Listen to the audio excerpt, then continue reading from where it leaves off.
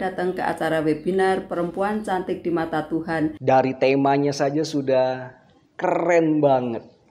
Oleh karena itu, mari kita ikut dan hadiri acaranya. Pada hari Sabtu, tanggal 17 April 2021, pukul 16.00 WIB. Ajak keluarga, saudara, juga teman. Ditunggu ya. Tuhan Yesus memberkati.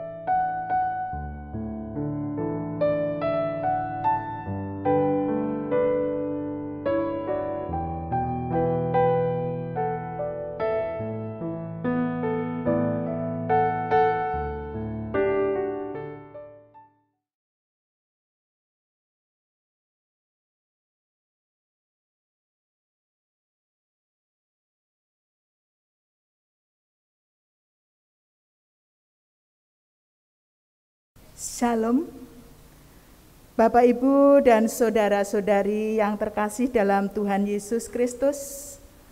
Marilah dengan segala kerendahan hati kita datang ke hadapannya, memuji, memuliakan Tuhan, dan bermazmur baginya. Masuklah melalui pintu gerbangnya dengan nyanyian syukur, ke dalam pelatarannya dengan puji-pujian.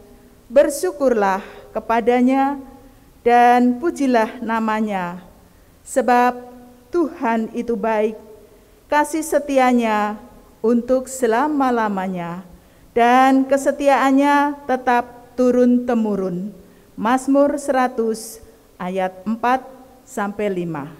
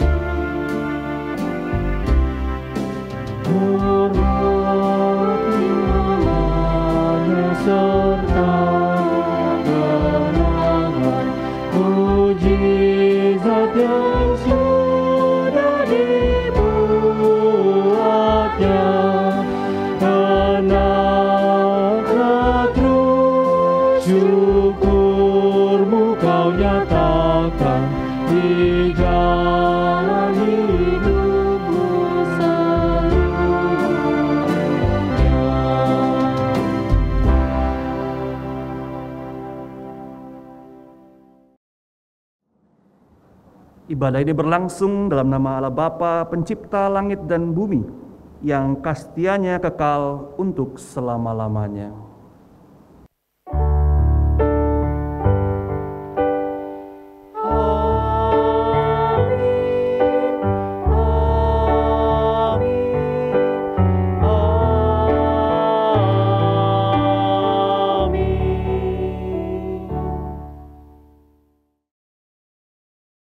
Damai sejahtera Tuhan Yesus Kristus menyertai saudara. Dan menyertai saudara juga.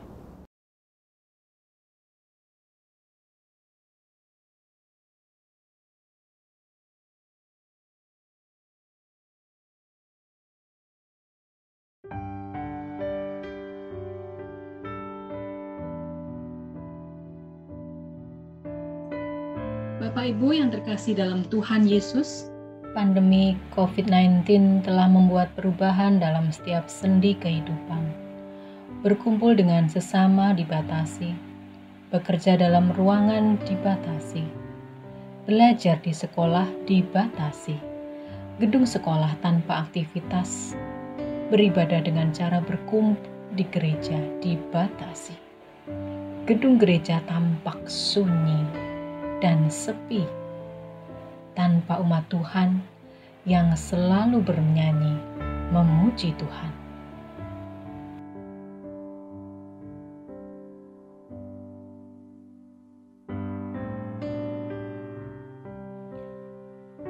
Pembatasan perkumpulan yang terjadi tidaklah mengurangi atau bahkan menghilangkan makna persekutuan. Apalagi jika persekutuan dimaksud adalah persekutuan damai sejahtera.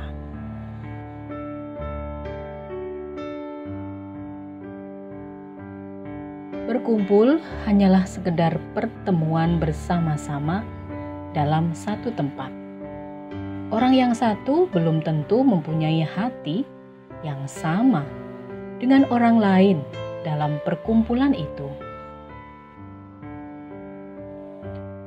Persekutuan adalah bentuk hidup bersama yang didasari adanya suatu keinginan, kepentingan, bahkan hati yang sama, sekalipun keberadaannya berbeda-beda.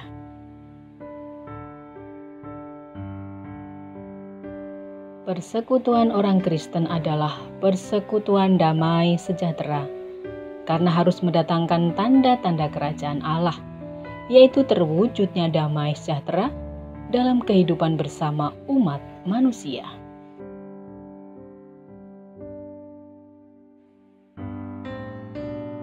Terwujudnya persekutuan damai sejahtera dalam kehidupan bersama akan mendatangkan sikap saling menghormati dan peduli kepada orang lain, sehingga budaya toleransi dan tolong-menolong semakin erat dalam kehidupan kita.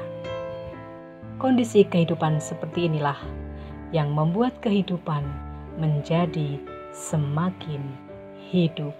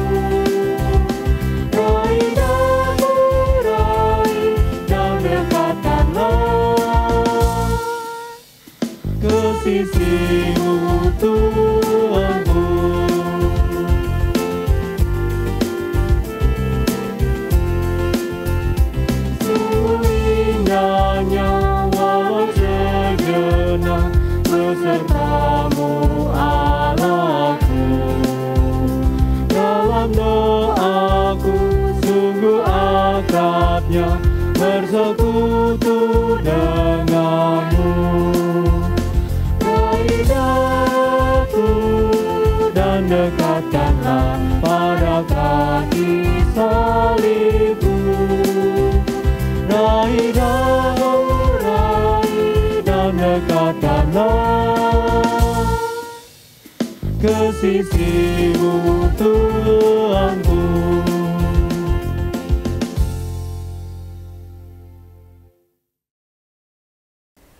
Jemaat yang terkasih, marilah dengan kerendahan hati kita mengaku dosa dan memohon pengampunan dari Tuhan dalam doa. Mari kita berdoa. Allah Bapa di surga, kami datang ke hadirat-Mu. Betapa hina hidup kami, betapa banyak dosa-dosa yang telah kami lakukan, baik melalui kata-kata, pikiran, dan sikap hidup kami yang sungguh tercela. Sikap yang kurang mengasihi Engkau dan sesama kami. Kami tak ingin jauh dari Engkau ya Tuhan. Kami tak ingin lagi menuruti hawa nafsu. Kami ingin menuruti kehendak-Mu. Dalam nama Tuhan Yesus, kami mohon pengampunan. Amin.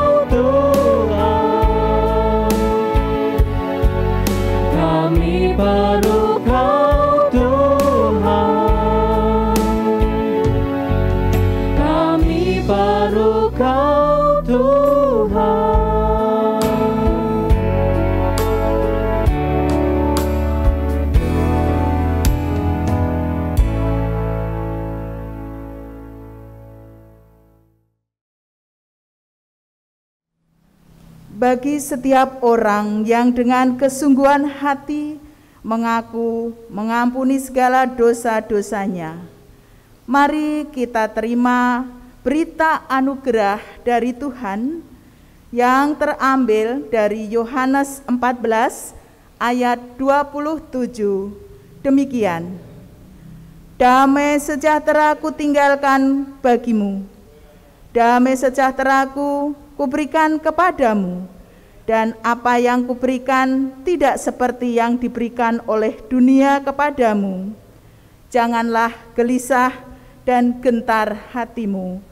Demikian berita anugerah dari Tuhan. Syukur kepada Allah.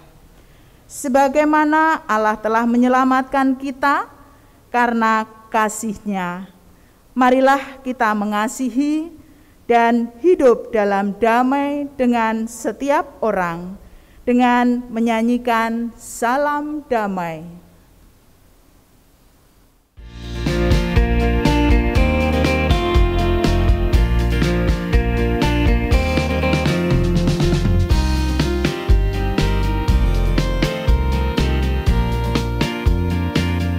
Bersukacitalah selalu, tunjukkan wajah gembiramu.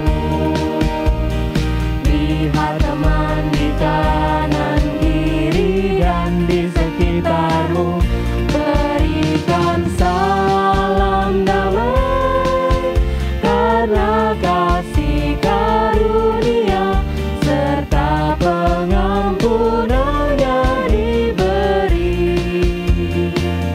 Hiduplah dalam damai, seorang dengan yang lain, itu kehendak Tuhan bagimu.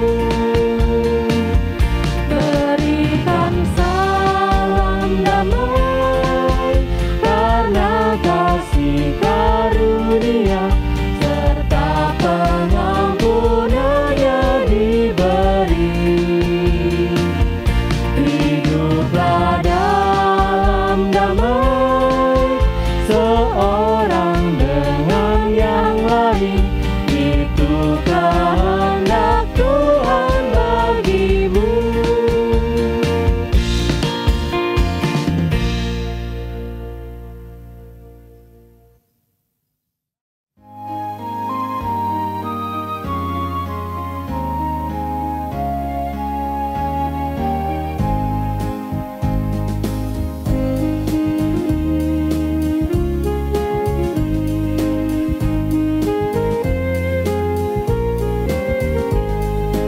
Allah Maha Kuasa jumeneng pamarta, sesuku tresnanya angruwa dosa. Salir tiang pracaya lamun tansah setya, luar sing antaka mlebet ning swarga. Sung sembah puja konjo Sang Rama, kang paring nugroho tentrem raja.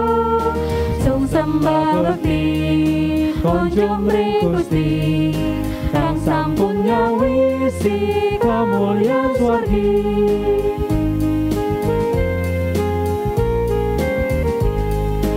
Rama Maha Mira rentaken kung berkah, yang nandang sangsara manggih waluya.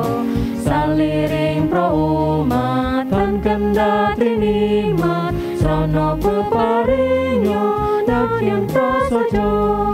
Sung sembah puja konjo Sang Rama, kang paring nugroho tentrem raja. Sung sembah bekti konjo mring Gusti, kang sampun nyawisi kamulyan swargi.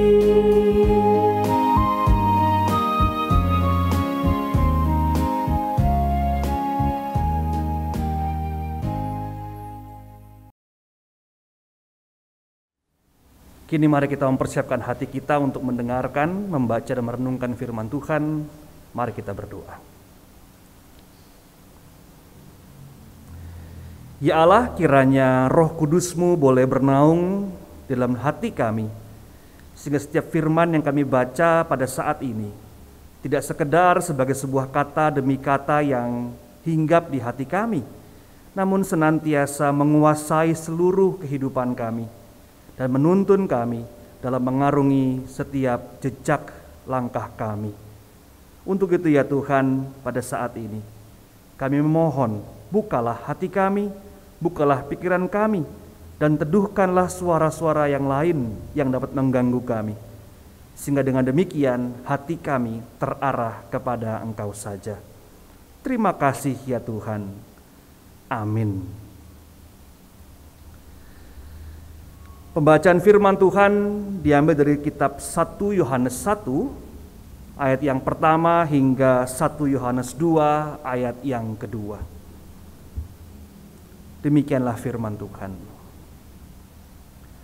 Apa yang telah ada sejak semula, yang telah kami dengar, yang telah kami lihat dengan mata kami, yang telah kami saksikan dan yang telah kami raba dengan tangan kami tentang firman hidup, itulah yang kami tuliskan kepadamu.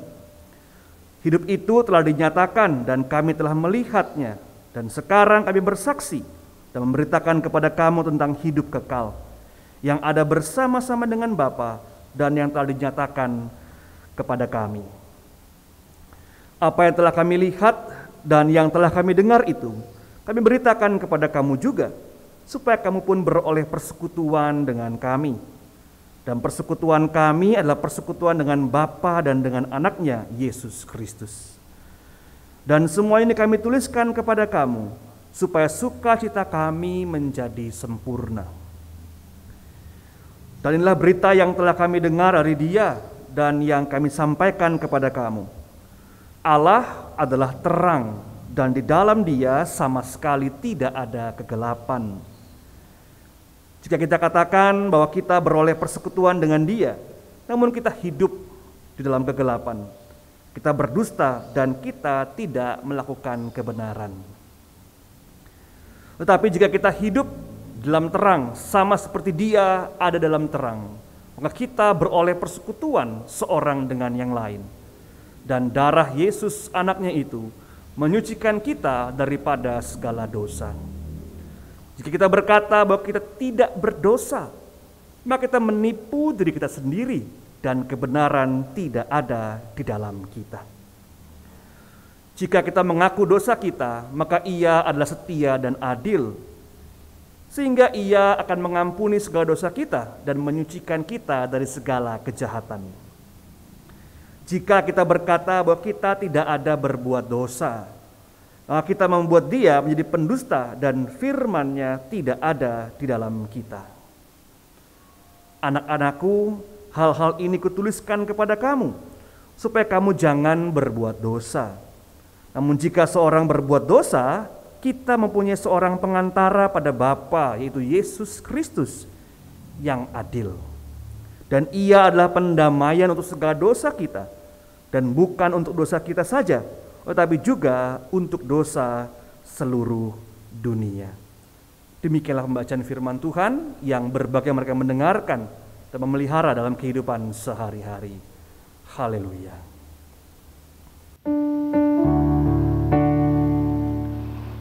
Haleluya, haleluya, haleluya.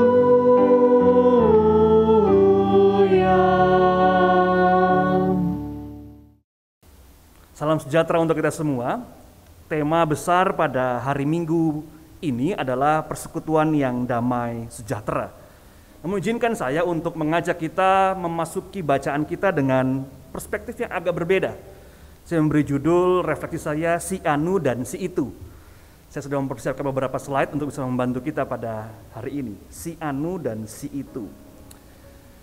Saudaraku semua, tidak jarang kita berbicara dengan bahasa atau memakai kata si anu dan si itu ketika kita memakai atau sedang berbicara hal-hal yang mungkin kita agak bingung gitu ya. Misalnya, nganu loh Pak, yang itu, yang nganu gitu ya.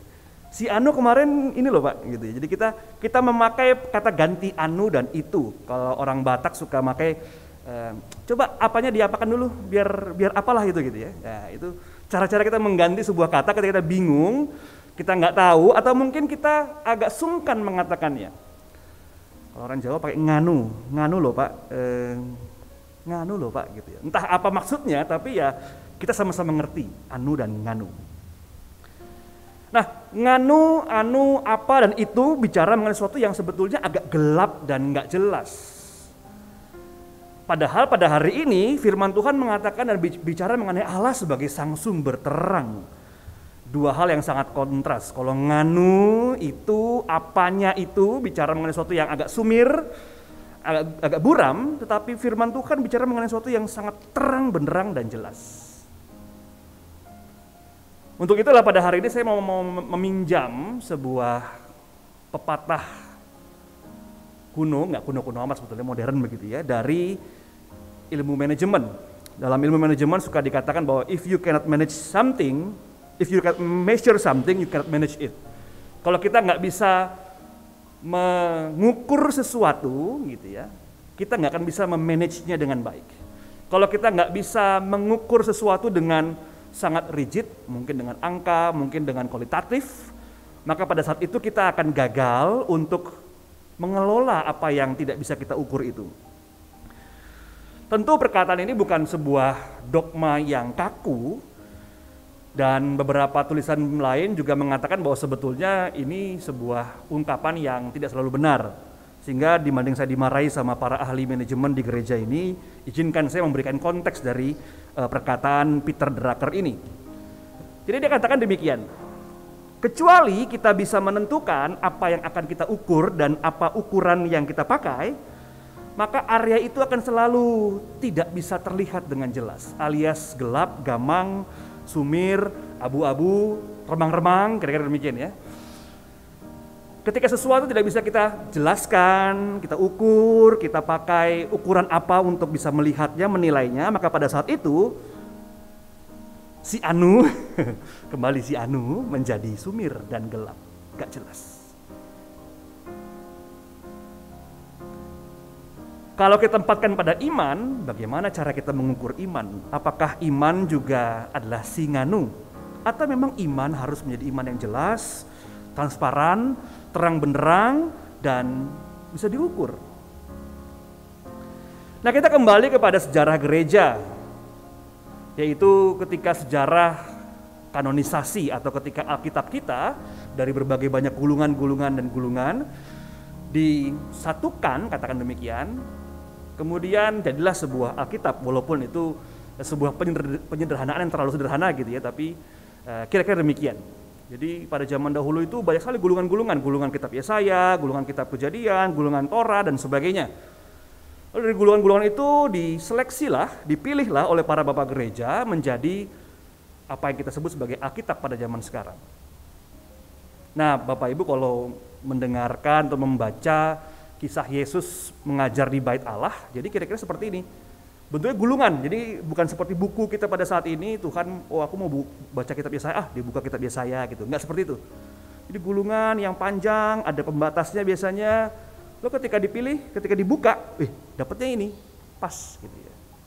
Jadi ketika Yesus membaca dan mengajar di Bait Allah, bacaan yang dia pakai itu bukan dia pilih-pilih, namun sesuatu yang memang seakan-akan datang di hadapan dia pada saat itu. Nah, kanonisasi memang juga bicara mengenai soal ukuran.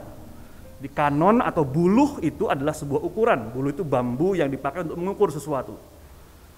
Sehingga Alkitab kita memang dikanonisasi gitu ya. Diseleksi, dipilih untuk bisa mengukur iman seseorang.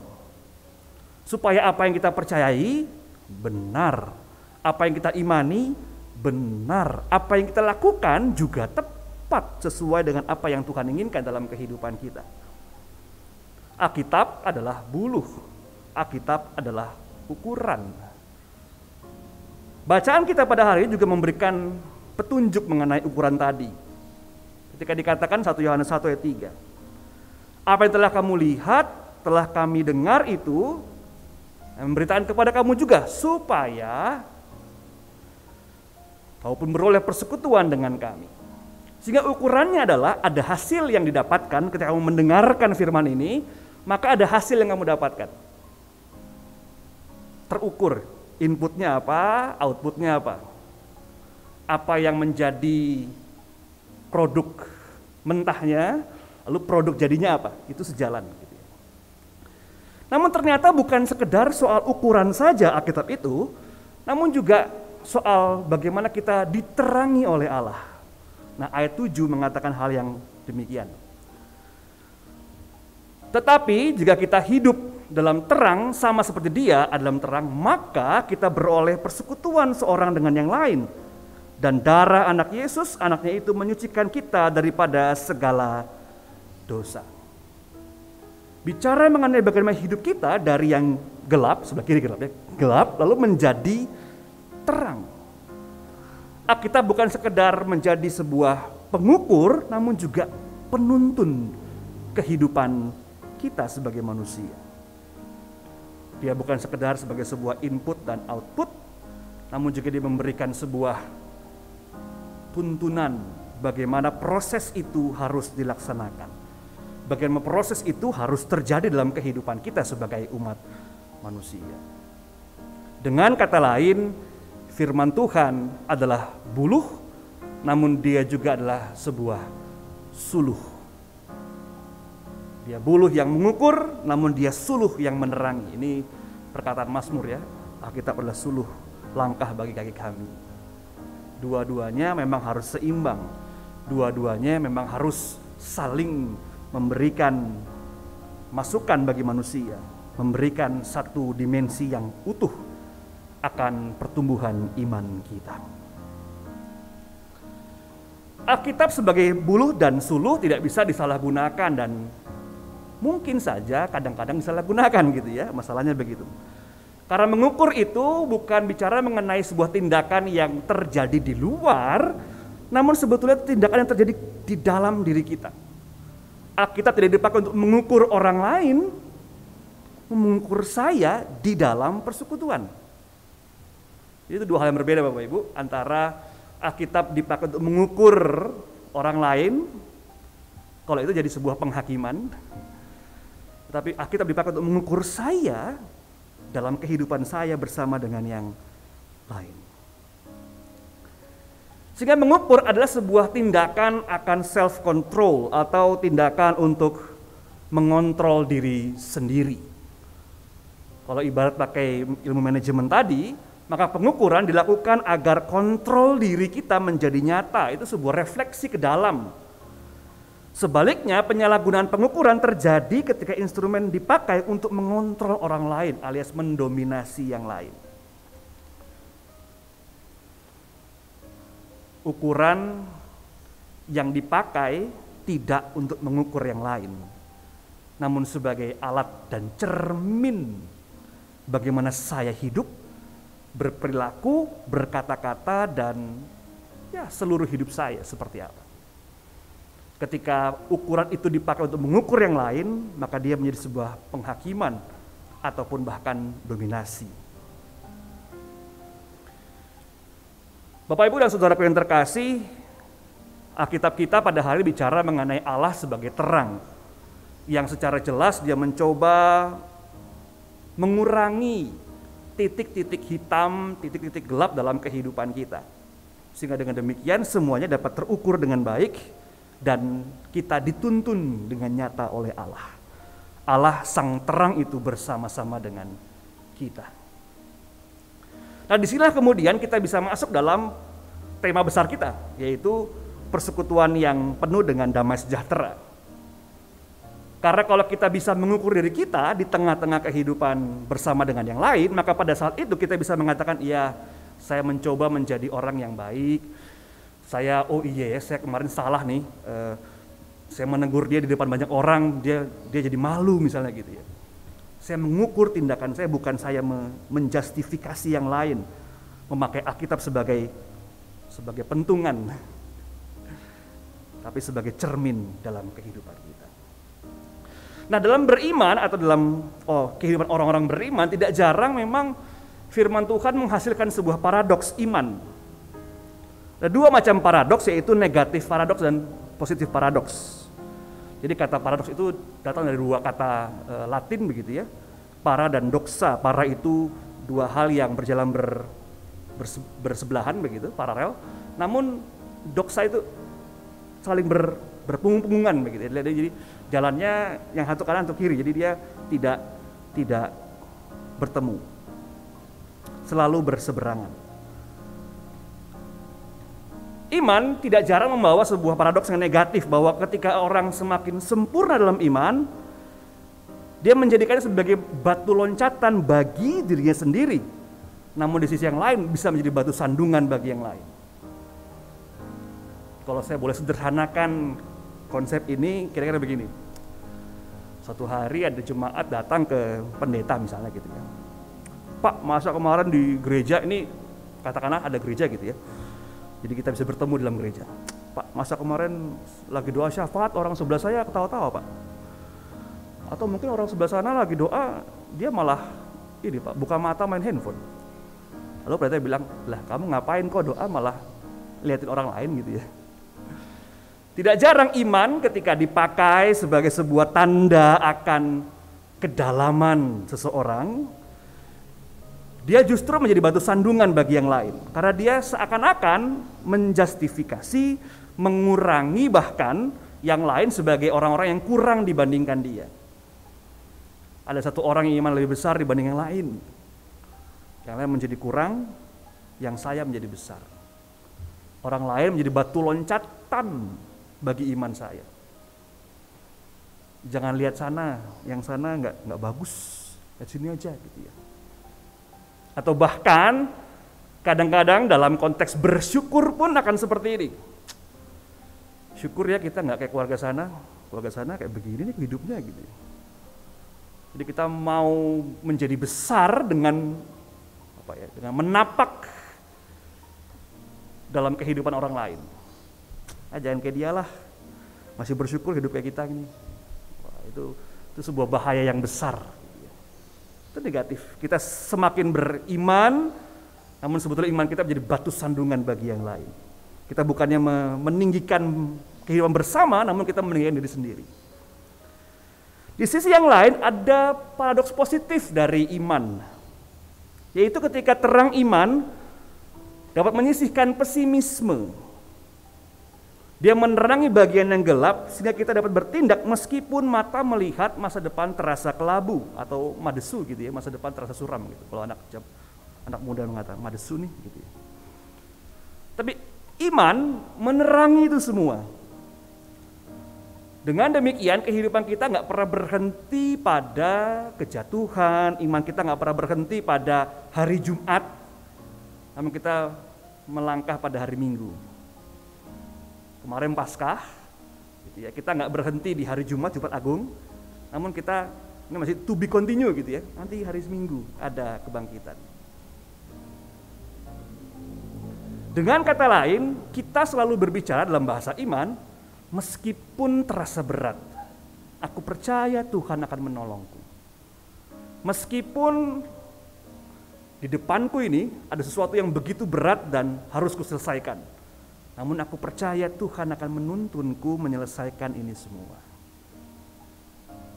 Ini paradoks yang positif. Ada gelap, namun terang mencoba menerobos gelap itu. Ada sesuatu yang penuh dengan pergumulan, namun dengan hati yang percaya kita akan terus mencoba menjalaninya sebagai seorang pribadi maupun sebagai sebuah persekutuan, bagian dari kelompok yang lebih besar. Pada titik ini kita melihat bagaimana iman yang menerangi kehidupan itu selalu menjadi satu bagian dari kehidupan kita yang memungkinkan saya maupun orang-orang lain di sekitar saya untuk senantiasa melihat hal-hal yang positif. Melihat hal-hal yang membukakan kehidupan dan bukan menutupi kehidupan. Berfokus pada hal-hal yang memunculkan kemungkinan baru dan bukan malah menutupi kemungkinan itu. Elah kita fokus pada hal positif aja lah gitu. Masih untung gitu ya. Nah ini mantap juga nih, masih untung gitu. Iman masih untung. Walaupun gak selalu seperti itu. Iman yang positif penting. Namun kita juga perlu hati-hati dengan positif yang agak meracuni begitu ya. Ada sebuah istilah dalam psikologi populer suka dikatakan dengan toxic positivity. Jadi sebuah pemikiran positif tapi tidak berakar pada situasi yang sedang kita alami. Dalam arti misalnya kita jadi jatuh, udahlah tenang aja, semua pasti beres gitu ya. Percaya aja gitu ya. Itu toxic positivity. Karena seharusnya kita menerima terlebih dahulu apa yang sedang kita alami. Oh, saya sedang jatuh, saya sedang gagal, kurang banyak belajar, kurang rajin, kurang berdoa mungkin gitu ya. Oh, dari cara kita menerima kenyataan itu, kita menanjak ke atas. Kita keluar dari kesulitan, bukan sekedar mengubah semua itu menjadi positif. Karena kalau enggak, kita enggak akan belajar apa-apa. Karena kalau enggak, kita enggak akan kemana-mana. Kita sekedar membumbui luka yang sedang kita alami. Tapi seharusnya kita menyembuhkan luka terlebih dahulu, baru kita keluar dari situasi yang sedang kita alami. Iman bukan sekedar toxic positivity, pengharapan bukan sekedar toxic positivity, namun sebuah tindakan menyembuhkan, tapi sekaligus percaya akan ada pengharapan membawa kita keluar dari kesulitan ini.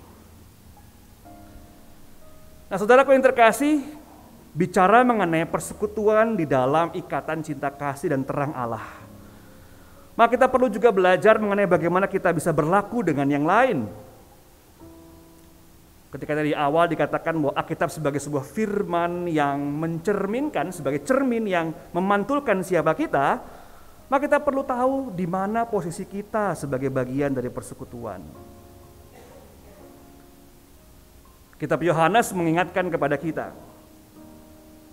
jika kita berkata bahwa kita tidak berbuat dosa, maka kita membuat dia menjadi pendusta dan firman-Nya tidak ada di dalam kita. Kita berkata sebaliknya dari apa yang sebetulnya aku rasakan.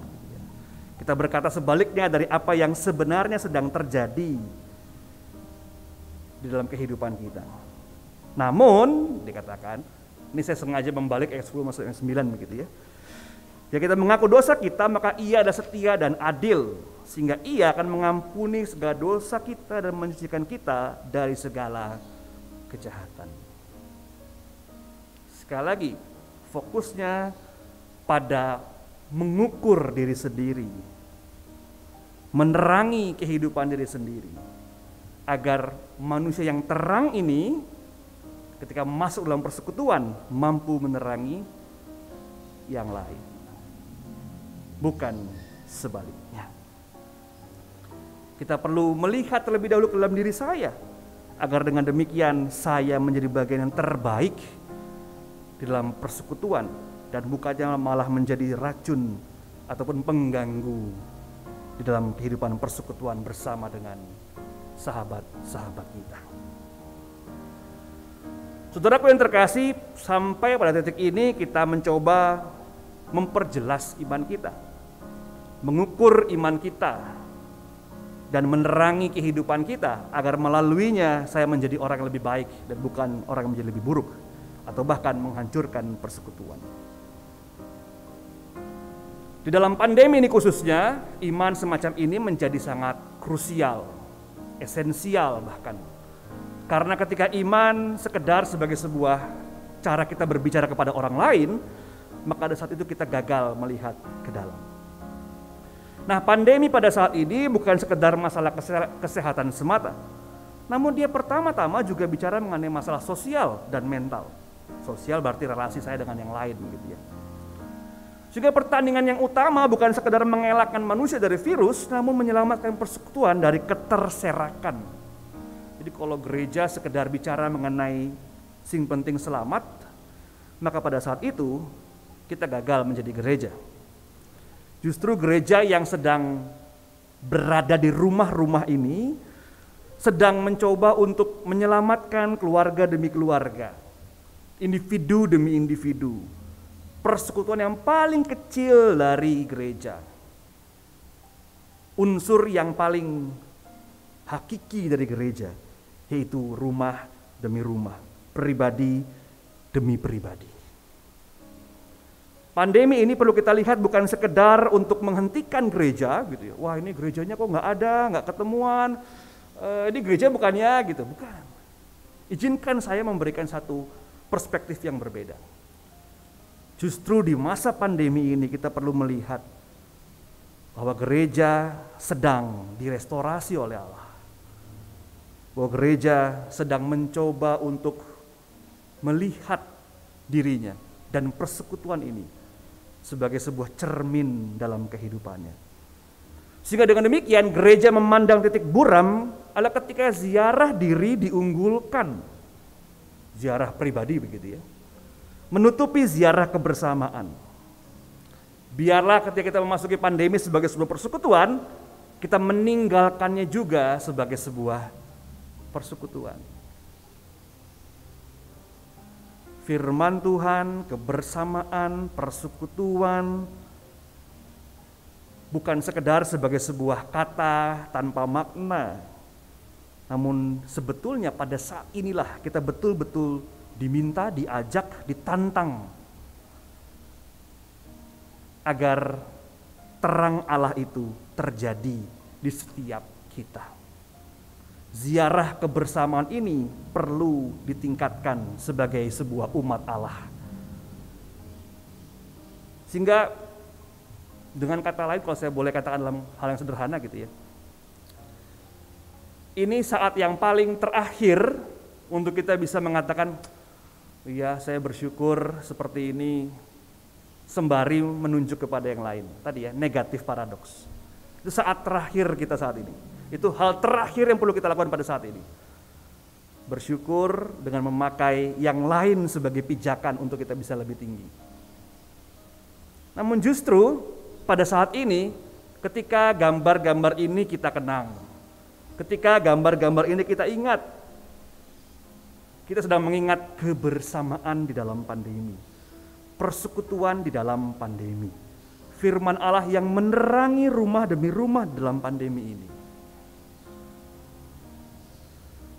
Kita perlu bertanya, bukan bagaimana ya caranya saya selamat dari pandemi ini, namun bagaimana ya supaya kita terus berjalan bersama di tengah-tengah pandemi ini. Bagaimana caranya ya supaya detak jantung gereja sebagai sebuah persekutuan terus berdetak, berbunyi, dan terasa bersama dengan yang lain.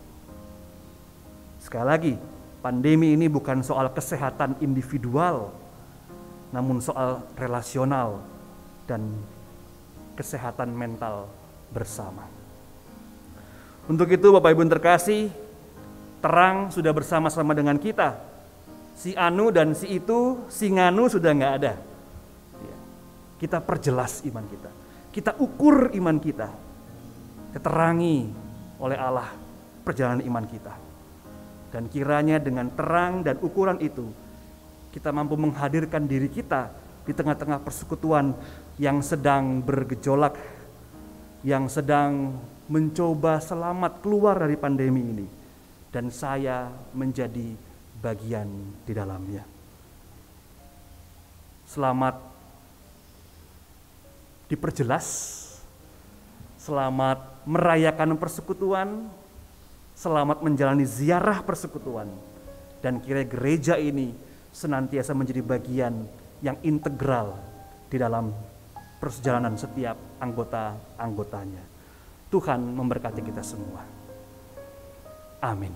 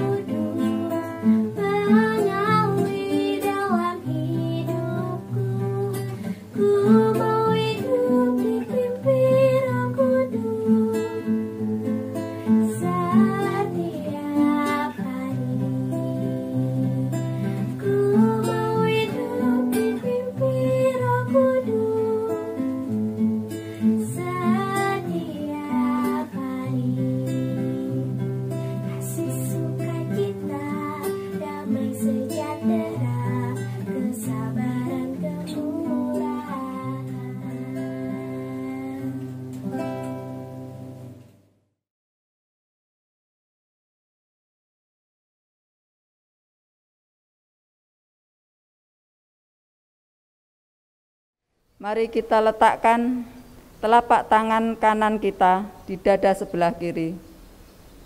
Bersama umat Allah di segala abad dan tempat, marilah kita mengikrarkan pengakuan iman kita menurut pengakuan iman rasuli yang demikian. Aku percaya kepada Allah Bapa yang Maha Kuasa, Khalik langit dan bumi, dan kepada Yesus Kristus, Anaknya yang tunggal Tuhan kita, yang dikandung daripada Roh Kudus, lahir dari anak darah Maria, yang menderita di bawah pemerintahan Pontius Pilatus, disalibkan mati, dan dikuburkan turun ke dalam kerajaan maut.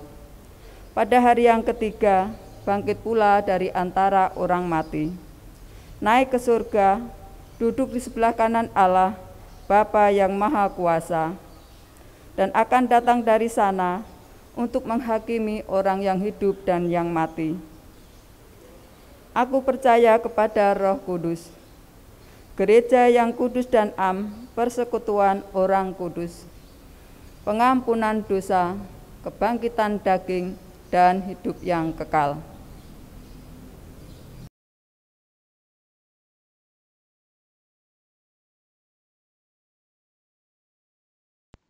Bapak, Ibu, dan jemaat yang terkasih, kini mari kita menaikkan doa syafaat kita.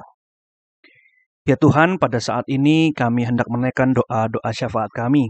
Kami teringat bagi sahabat-sahabat kami, orang-orang yang kami cintai yang sedang sakit maupun dalam proses pemulihan.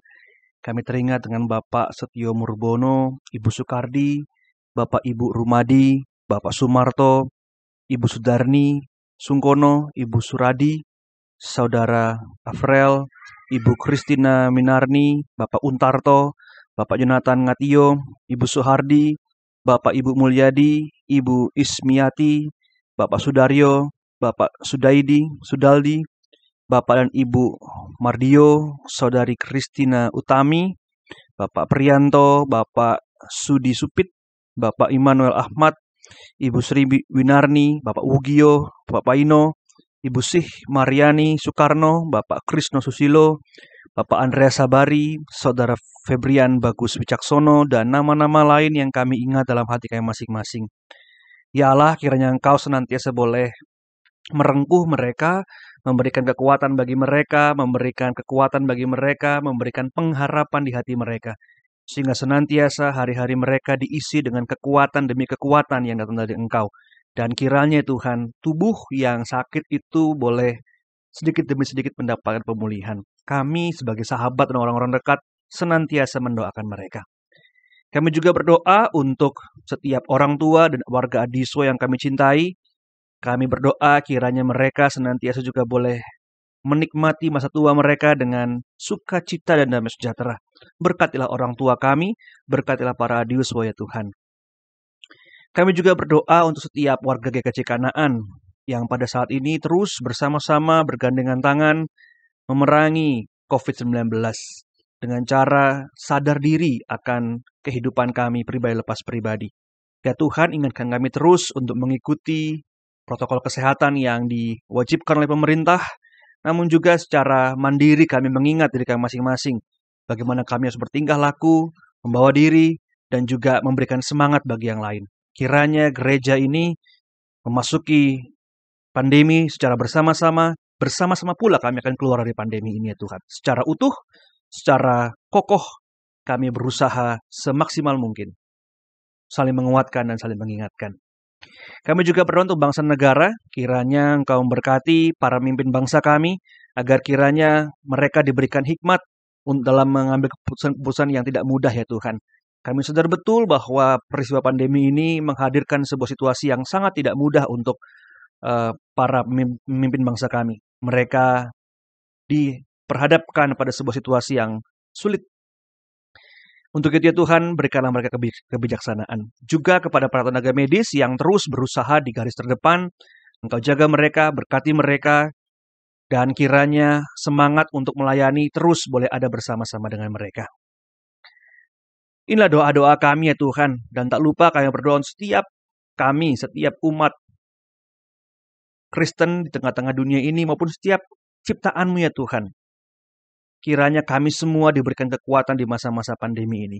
Kami sadar betul bahwa pandemi ini tidak mudah, harus dilewati. Ada kelelahan mental, ada pergumulan kehidupan yang secara nyata harus kami hadapi. Ada perubahan-perubahan akan masa depan yang harus kami coba antisipasi. Dan di tengah-tengah itu semua ya Tuhan, kiranya cahaya akan pertolongan-Mu terus menolong kami, meningkatkan daya kreativitas kami. Sehingga bagi kami yang sedang mencari pekerjaan, biarlah kami terus berusaha mencari pekerjaan. Bagi kami yang terlepas dari sebuah pekerjaan, kiranya pintu-pintu yang baru Engkau buka. Bagi kami yang sedang bergumul dengan kondisi keluarga kami ya Tuhan, kiranya api pengampunan dan juga kehangatan senantiasa ada dalam rumah tangga masing-masing. Bagi kami yang sedang memiliki permasalahan dengan kakak, adik, saudara, kiranya Engkau pun juga boleh hadir dan memberikan kepada kami satu kekuatan untuk senantiasa melangkahi apa yang menjadi pergumulan kami dan menjadikan kami sebagai agen-agen perdamaian di sekitar kami. Inilah doa-doa kami ya Tuhan pada saat ini, dan kiranya Engkau boleh mendengarkannya. Dan kami percaya Engkau mendengarkannya. Dan kami akan menutup doa ini dengan doa Bapa kami.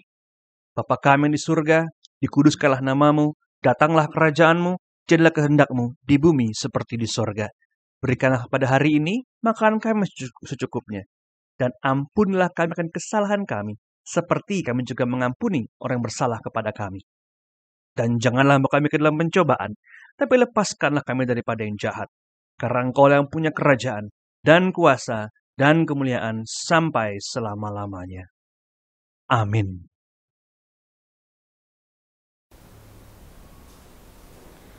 Saudara-saudari yang terkasih, bersyukurlah kepada Tuhan atas kebaikannya yang telah dianugerahkan kepada kita dengan memberikan persembahan. Dan ingatlah akan firman-Nya yang terambil dari 1 Tesalonika 5 ayat 18 yang demikian. Mengucap syukurlah dalam segala hal, sebab itulah yang dikehendaki Allah di dalam Kristus Yesus bagi kamu. Persembahan yang telah terkumpul dari anggota keluarga dapat diserahkan ke majelis wilayah masing-masing atau dapat juga ditransfer ke rekening GKJ Kanaan, Bank BNI Cabang Bumi Serpong Damai, nomor rekening 07409164429 atas nama Gereja Kristen Jawa Kanaan.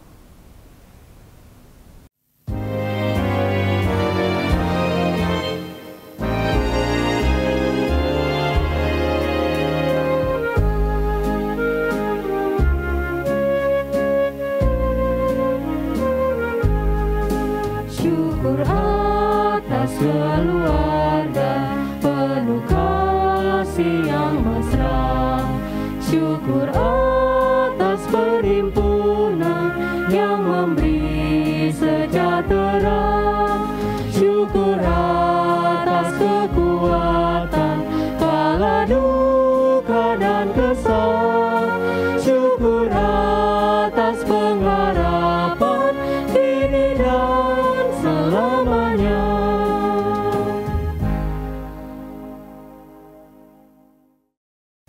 Mari kita bersatu di dalam doa. Puji syukur kembali kami naikkan kepadamu ya Bapa, atas segala berkat-berkat yang telah Kau limpahkan di dalam setiap kehidupan kami. Saat ini kami juga mengumpulkan persembahan sebagai ungkapan syukur kami, baik persembahan minggu, bulanan, persembahan pembangunan, maupun persembahan-persembahan lainnya. Kiranya Tuhan berkati sehingga benda mati ini bisa menghidupkan pelayanan di gereja kami. Berkati saudara-saudara kami yang Engkau percaya untuk mengelola persembahan ini, agar apa yang dikerjakan menyenangkan hati Tuhan. Dan ajarlah kami untuk senantiasa mengucap syukur di dalam segala hal. Ampuni kami ya Tuhan, apabila di dalam mempersembahkan ini ada hal-hal yang tidak berkenan bagi-Mu. Di dalam nama Tuhan Yesus kami berdoa, kami mengucap syukur. Amin.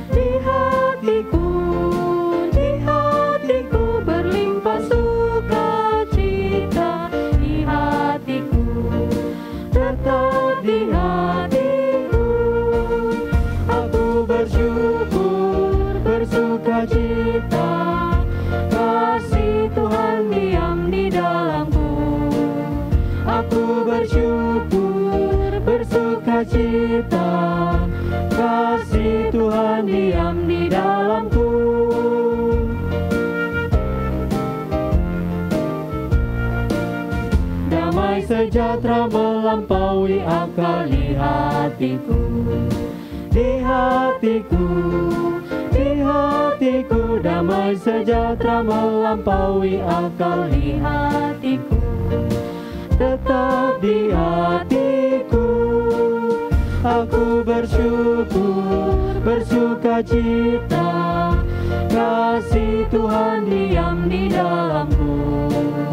Aku bersyukur, bersuka cita, kasih Tuhan diam di dalamku.